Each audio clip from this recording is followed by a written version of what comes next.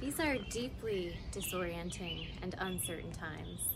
The COVID-19 pandemic has upended life as we've known it, as individuals, as communities, as institutions, even as whole societies. So many of us are asking, what will life be like on the other side of this? How are we really to live in the interim?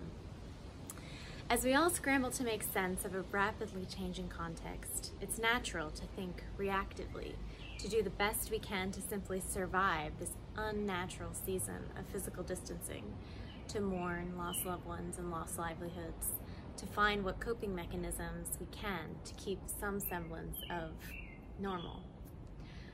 But what if we're not going back to normal? And what if, at some profound level, we shouldn't? What then? My name is Ann Snyder, and I'd like to welcome you to Breaking Ground for a World Renewed, a collaborative webcommons founded to bring together careful thinkers and inspired doers to consider the big questions at stake in this pandemic-inspired earthquake.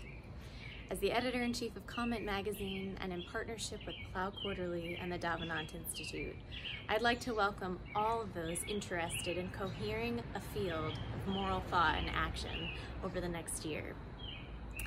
It will be a living, public exploration that will be grounded in perspectives forged by an ancient biblical wisdom, even as we observe and experience this world in all of its pain and possibility.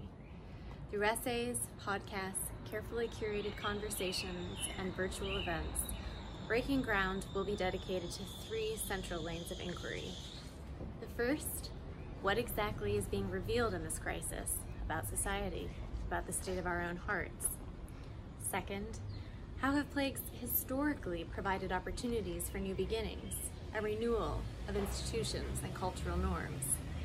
And 3, what needs renewing now, and how might that happen? What might be born anew in this time, and how might the people of God specifically help in the building? If your life story is anything like mine, there are huge possibilities for transformation and even redemption when all goes dark, when we feel shaved down to a stump.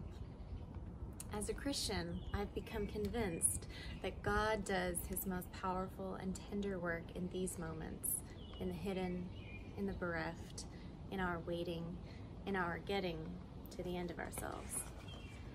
Think of this as a preparatory project in a wilderness season, a collective sowing for when we're back in some kind of embodied life together, where questions of mercy and justice, community and human dignity, civic and social order, and the ultimate meaning of life will have no choice but to be addressed with greater intention, hopefully in a healthier way than our pre-COVID society allowed.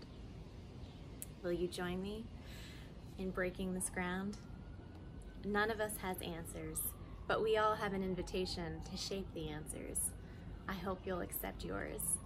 And then I'll look forward to seeing you on the other side, hopefully in person, as a we, maybe even as an us.